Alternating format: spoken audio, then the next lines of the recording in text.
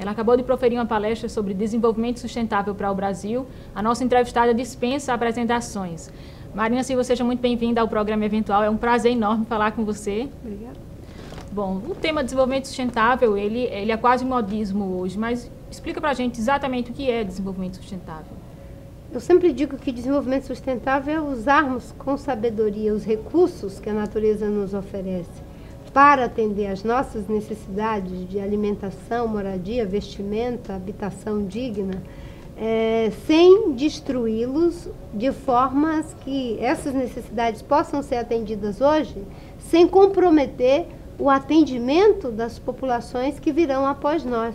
O desenvolvimento sustentável é usar os recursos naturais de forma tal e com um cuidado adequado para que a gente possa se beneficiar deles e, ao mesmo tempo, deixá-los para os nossos filhos e para os nossos netos. Marina, na tua trajetória política e no teu discurso, a questão ambiental ela é sempre muito forte.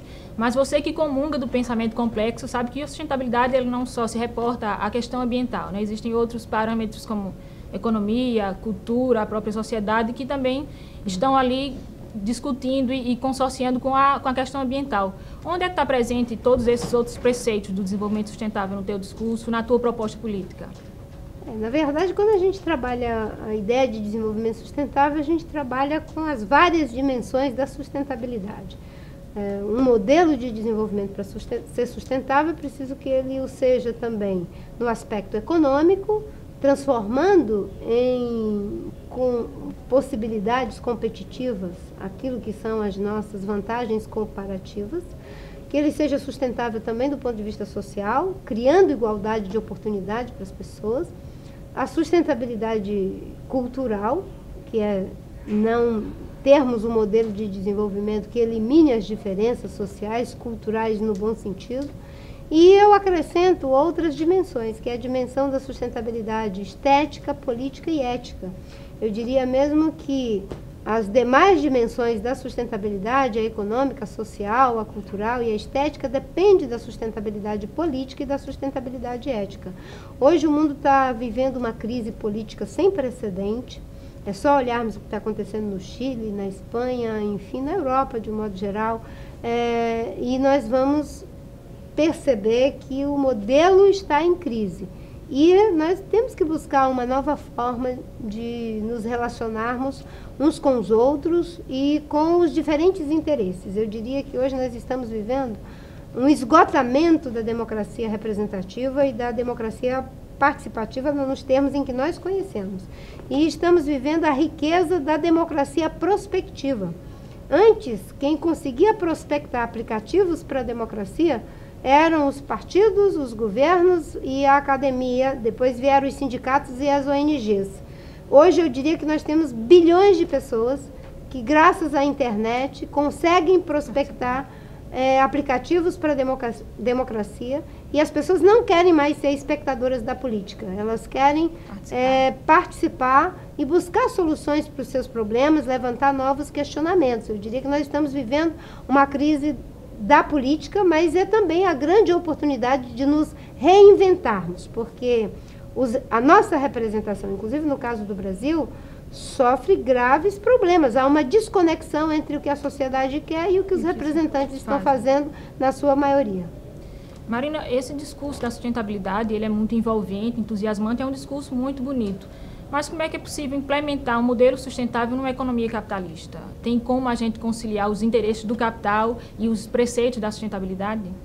Olha, eu acho que a gente tem que buscar uma nova visão.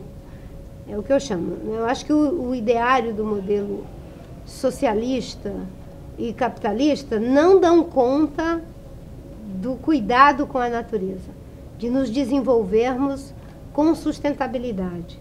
Eu diria que a gente deveria, inclusive, mudar a ideia de desenvolvimento. Eu acho que a gente está precisando agora de amadurecimento sustentável, porque todo organismo cresce e chega a um determinado momento que ele amadurece.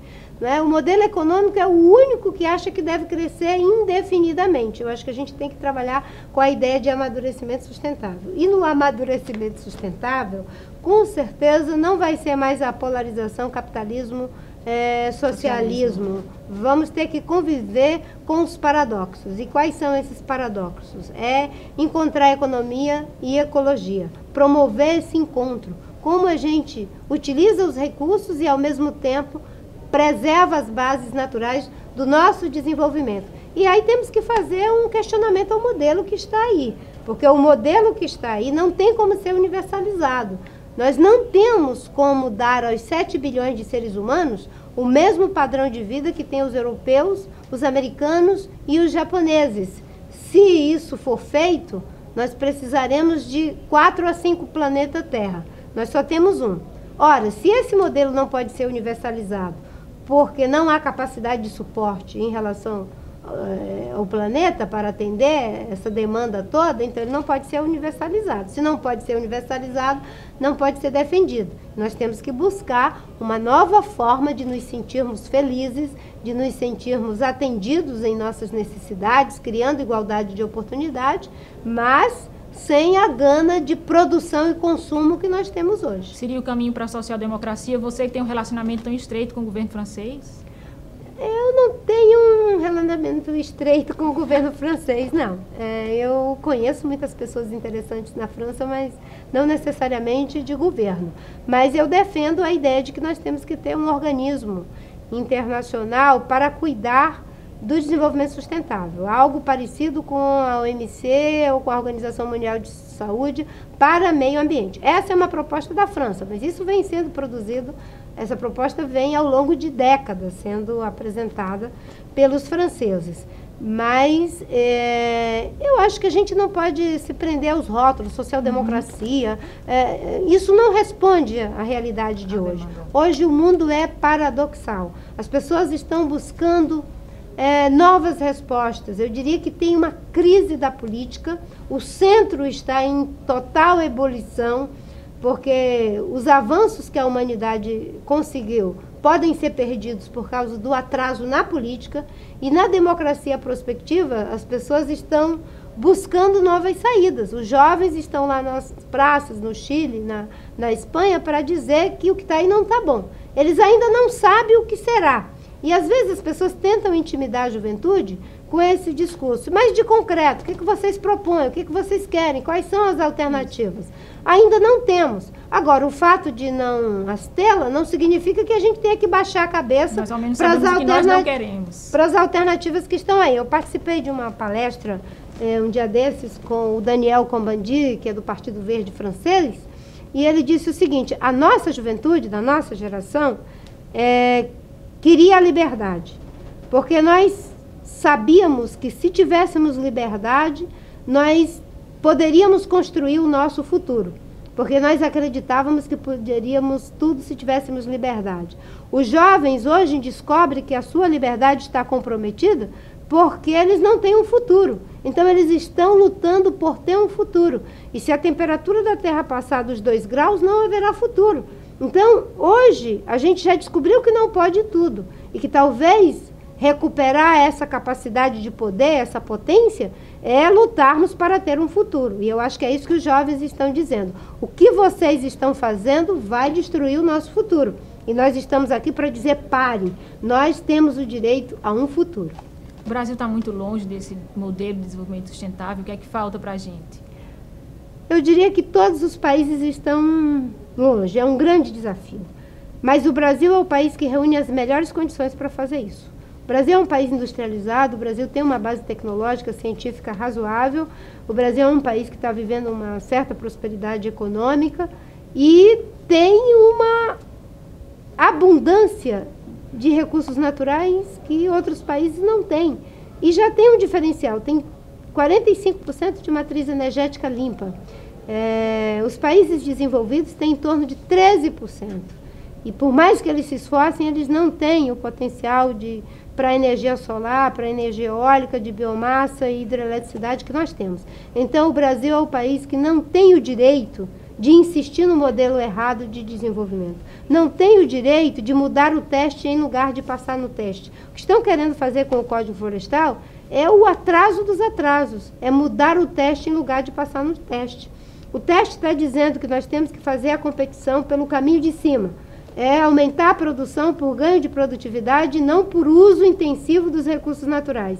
Estão querendo mudar o Código Florestal para fazer a competição pelo caminho de baixo. Baixa tecnologia, mão de obra desqualificada, desrespeito à legislação ambiental e trabalhista. Isso não nos leva a lugar nenhum. É falta de visão estratégica e a falta de compromisso ético. É porque, na verdade, existe uma corrente que fala que essa ideia de sustentabilidade é uma ideia que nós estamos comprando de países desenvolvidos para que nós continuemos a preservar, claro, a saúde ambiental, mas que economias em potencial, como a própria economia brasileira, elas não comecem a competir com esses países já desenvolvidos. O que é que você pensa sobre isso? Olha, eu acho que a melhor resposta que dá para esse tipo de afirmação é a Nádia Bossa, uma psicopedagoga gaúcha. Ela diz que a realidade responde na língua em que é perguntada. Se as pessoas estão fazendo as mesmas perguntas que foram feitas pelos europeus no século XIX e no século XX, eles só vão entender que mudar o modelo de desenvolvimento é uma espécie de complô para atrapalhar a nossa economia. Se fizermos as perguntas do século XXI, nós podemos dizer que estamos para o século XXI como os Estados Unidos estiveram no século passado para os países de cultura milenar. Eles conseguiram, para aqueles paradigmas, se tornarem mais desenvolvidos do que eles. No entanto, eles eram um país jovem, uma economia jovem. Nós somos um país jovem, uma economia jovem, mas para os padrões do século XXI, se fizermos outras perguntas, se deixarmos de ser monoglotas para falar com a realidade e diversificarmos um pouco mais a nossa língua, a nossa abordagem, nós vamos encontrar novas respostas, novos produtos, novos materiais, novas ocupações e, com certeza, novas fontes de riqueza, e poderemos ser tão desenvolvidos ou mais do que eles, só que para os padrões do século XXI e não esse padrão que está destruindo o planeta. E eu até entendo as pessoas que ficam fazendo esses rótulos, que é o seguinte: quando você rotula uma coisa, você não precisa discutir, você não precisa debater. Certo? Se você diz que alguém está fazendo um complô com os americanos, com os agricultores europeus, para destruir a economia brasileira, acabar com a agricultura brasileira, quem é que quer discutir com esse tipo de gente? Então as pessoas rotulam, mas isso é a pobreza do debate. Na pobreza do debate, você não vai no mérito das questões, você põe um rótulo. Agora, vamos discutir: é possível aumentar a produção por ganho de produtividade? É possível continuar usando 400 hectares de área de terra para produzir um emprego? Ou a tecnologia já assegura que é possível produzir um emprego a cada 80 hectares? Essa é a discussão que precisa ser feita. Agora, falando um pouco sobre Marina Silva, você tem uma história de vida já muito conhecida. Você foi alfabetizada aos 16 anos de idade, mas fez 2 faculdades e você fala muito da importância da educação na sua vida. Mas você também tem uma trajetória de vida muito efervescente. Você conviveu com ícones como Chico Mendes. Então, o que foi mais importante para essa Marina que a gente vê hoje? A sua história de vida pessoal ou a academia? As duas coisas. As duas coisas. Uma coisa não precisa negar a outra. Eu acho que ter convivido nessas duas realidades, social, cultural e científica, a do saber narrativo, que é a minha origem, a minha tradição. Eu sou filha de seringueiro, portanto, de populações tradicionais. Fiquei na floresta até os 16 anos, convivendo com meu pai, minha avó, meu tio xamã, que era mateiro, conhecia de tudo de florestas. Então, isso, para mim, é uma estrutura de conhecimento prévio muito relevante e significante. Agora, ter entrado em contato com o mundo letrado e aprender desse mundo me dá dupla capacidade de significar e ressignificar a minha experiência de aprendizagem. Uma coisa não precisa negar a outra, as duas coisas são muito importantes. Aliás, a educação, ela precisa, como dizia o Piaget, não é, considerar as estruturas prévias das crianças, dos jovens, do adolescente, para, a partir daí, não é, significar novas experiências de aprendizagem. Naquela época, na sua infância, na sua adolescência nos Seringás, você imaginava que você ia chegar onde você está hoje? Olha, eu nunca me preparei assim para chegar em algum lugar. Eu sempre persisti e busquei o preparo para a vida. Acho que isso é mais importante. A gente tem que fazer as coisas que você quer fazer e que são necessárias de serem feitas. Geralmente as pessoas me perguntam, você está otimista ou pessimista? Eu digo, nem pessimista nem otimista, eu estou persistente. Porque é a persistência que faz com que a gente, às vezes, fique otimista mesmo na adversidade e que, às vezes, a gente também não fique tão otimista mesmo na bonança, na aparente bonança. Você já pensou em desistir em algum momento? Olha, eu nunca pensei assim, vou parar e deixar de sonhar. Não, isso é impossível. É impossível. Eu acho que o que alimenta a gente é o sonho. Né? As pessoas ficam o tempo todo querendo que os jovens sejam pragmáticos. Eu brinco que eles não têm que ser pragmáticos, eles têm que ser sonháticos. Se a gente quiser acabar com a humanidade, com a civilização, a gente ensine os jovens a serem pragmáticos. Porque aí eles não vão mais ser capazes de sonhar e de fazer as coisas. Eu, quando tinha 16 anos, com um problema de saúde grave, analfabeta, lá no meio da floresta, se alguém dissesse, olha, Marina, seja razoável, seja pragmática, faça uma avaliação das suas condições, eu ia chegar à conclusão de que realmente era o fim, porque o médico que me atendeu, quando olhou para mim, disse para minha tia, essa daí já está com a alma no inferno há muito tempo. Se eu fosse pragmática, eu ia concordar com ele, certo? Porque, afinal de contas, ele era o médico falando ali para aquela humilde paciente. Eu acho que a gente tem que ser pragmático, não, a gente tem que ser sonhático. É do sonho que sai a prática que transforma, é do sonho que sai as grandes mudanças que o Brasil e o mundo precisam. Para terminar, quem é a Marina Silva? Uma pessoa movida à fé e à determinação. A fé para remover as montanhas que eu não posso escalar. E a determinação para escalar as montanhas que eu não posso transferir para a fé. É as duas coisas. A gente tem que fazer o possível. O impossível é departamento de Deus, mas não deixe de fazer o possível, porque Deus não ajuda aos que se acovardam naquilo que eles deveriam fazer e enfrentar. Marina, mais uma vez, muito obrigada pela sua brilhante participação aqui no programa Eventual, e eu deixo agora as câmeras para que você deixe uma mensagem para os milhões de paraibanos que estão te assistindo agora. Acho que a melhor mensagem que a gente pode ter para nós mesmos, para mim também, né, é a do compromisso.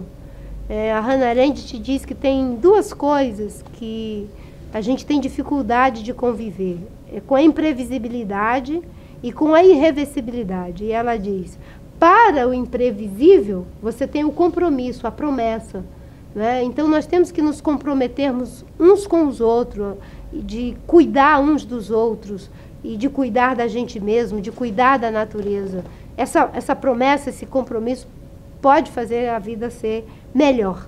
Né? E para aquilo que é irreversível, ela diz, só existe uma saída, o perdão. Se o amado te traiu e ele te ama e você o ama, o que você vai fazer? Vai ficar sofrendo pro resto da vida ou você perdoa? É irreversível, mas você pode perdoar. Só que aí ela diz, só é possível perdoar aquilo que a gente pode punir. O que a gente não tem como punir, não tem como perdoar. Então, se você vai fazer alguma coisa que é de lesa pátria, de lesa humanidade, não tem como ser punido. Logo, os homens não têm como perdoar. Né? Quem pode perdoar o Holocausto? Ninguém, porque ninguém pode punir o Holocausto. Se alguém destruir a Amazônia, quem poderá perdoar algo que não teremos como punir? Então, o homem tem que ter muito cuidado com isso. E o próprio Jesus disse uma coisa muito interessante. Para os que cometem o mal supremo, melhor seria amarrar uma mó no seu pé e lançá-lo no fundo do mar. Olha a filósofa que nem crê e o próprio Cristo convergindo na ideia de que o homem não deve ousar naquilo que ela chama de o mal supremo.